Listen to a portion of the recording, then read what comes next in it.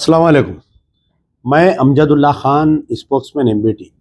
जैसा कि आप लोग जानते हैं कि पूरे हिंदुस्तान में पार्लिमानी इलेक्शन हो रहे हैं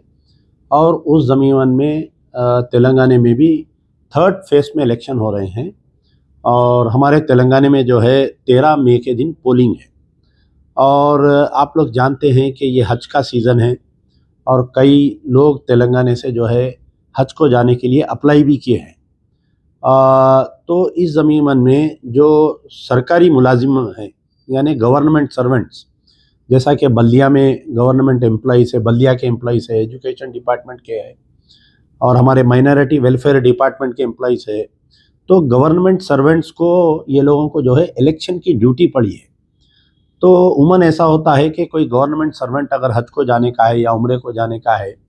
तो अपने डिपार्टमेंट का जो भी हेड होता है, जैसा बल्दिया है, बल्दिया कमिश्नर से या प्रिंसिपल सेक्रेटरी MNUD से परमिशन लेकर वो लोग आम टाइम पर हज को जाते हैं या उम्रे को जाते हैं। लेकिन इलेक्शन का जब कोड होता है, इलेक्शन का मॉडल कोड ऑफ कंडक्ट लागू होने के बाद में अगर कोई एम्प्लॉय सेलेक्ट हो गया है और वो हज को जा रहा है, जैसा हज कमेटी के द्वारा कोई गवर्नमेंट सर्वेंट जो मुस्लिम है वो सेलेक्ट हो गया है, वो हज को जाने के लिए उनको head of the department permission नहीं देता, बल्कि उनको chief election commission of India से परमिशन लेकर हज को जाना पड़ता है। इस मरतबा भी जो है तकरीबन हमारे तेलंगाना स्टेट के जो गवर्नमेंट सर्वेंट्स है जिनको इलेक्शन ड्यूटी पड़ी है, जैसा बल्दिया के, वाटर वर्क्स के, एजुकेशन डिपार्टमेंट के, मुख्तलिफ डिपार्टमेंट के, पुलिस डिपार्टमेंट के भी है कई। तो एक तो ये लोग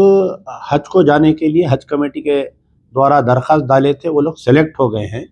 या बास लोग ऐसे हैं जो अपने प्राइवेट ऑपरेटर्स के थ्रू हज को जाने के सिलसिले में वो लोग कोशिश किए थे, उनका पूरा मुकम्मिल हो गया है। आपको ये बात याद दिलाना चाह रहा हूँ कि ये जो हज की कार्रवाई हुई है, इलेक्शन के मॉडल कोड ऑफ, यानी इलेक्शन के ऐलान के पहले से ये कार्रवाई चालू हो गई है और मॉडल कोड ऑफ कंडक्ट आने से पहले से इनके दरख्वास्तें कबूल हो गई थी। अब मॉडल कोड ऑफ कंडक्ट आ गया, इनकी इलेक्शन की ड्यूटी आ गई, तो तकरीबन तेलंगाना के जो खादिमुल हज्जाज जा रहे हैं, गवर्नमेंट सर्वेंट्स, जो गवर्नमेंट सर्वेंट जो हज करने के, हज का फरीज़ा अदा करने के लिए जा रहे हैं। हज जो है मुसलमानों के लिए एक बहुत ही मुक़द्दस और फ़र्ज़ है ये। तो अब जब ये लोग ऑलरेडी सेलेक्ट हो गए हैं तो हमारा मुतालिबा है कि election commission of India in तमाम तेलंगाना के जो भी हाजी हजरात जा रहे हैं उनको इलेक्शन ड्यूटी से exemption they on humanitarian ground. क्योंकि बास केसेस ऐसे है कि 13 मई के दिन पोलिंग हो जा रही है और 16 जून का, 15 या 16 जून के दिन हज आ रहा है, लेकिन इनको ये कहा जा रहा है कि 4 जून के दिन काउंटिंग है। काउंटिंग के 2-3, यानी काउंटिंग होंगी, सेकेंड डे रिजल्ट निकलेगा, उसके 2 दिन के बाद में जो है ये इलेक्शन का कोड बर्खास्त होता और वो फिर 4 जून 5 जून को अगर वो लोग अप्लाई करे तो उनको परमिशन मिले जब तक एक 10 दिन हो जाते हैं और हज का टाइम मुकम्मिल हो जाता है, यानी आखिरी फ़्लाइट में भी नहीं जा सकते वो लोग, जो 10, मैं समझता हूँ कि 10 जून के करीब में या 8 या 9 जून को जा रही है तेलंगाना से आखिरी फ़्लाइट। तो हमारा मुतालिबा आज मजलिस बचाओ तहरीक, मैं इस ज़मीन में हमारे जो हज कमेटी के चेयरमैन साहब है खुसरो पाशा हुसैनी, उनसे भी हमने गुजारिश की है कि आप जो है कितने गवर्नमेंट सर्वेंट्स हैं जिनको इलेक्शन ड्यूटी डाली गई है, आप हज कमेटी के लेटर हेड पे लिखकर पर्सनली जाके चीफ इलेक्टोरल ऑफिसर से मुलाकात करिए तेलंगाना से, या हो सका तो दिल्ली जाकर जो है इलेक्शन कमीशन ऑफ इंडिया से मुलाकात करके ये ड्यूटी पे एग्जम्पशन लेकर आइए।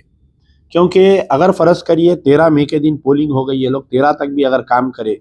तो 14 के 15 के बाद में ये लोग जा सकते नहीं, इनको फिर काउंटिंग में रहना बोल के रोक रहे हैं इनको। तो हम 2 दिन से उनको बोल रहे हैं, बेचारे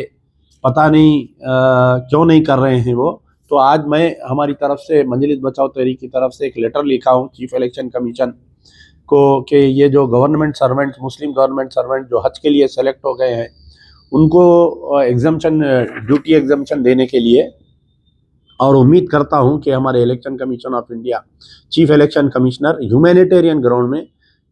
तमाम सरकारी मुलाजिमीन जो इलेक्शन ड्यूटी कर रहे हैं, मुस्लिम सरकारी मुलाजिमीन जो हज के लिए सेलेक्ट हो गए उनको परमिशन दिया जाएगा। शुक्रिया। यार जिंदा सोबत बाकी।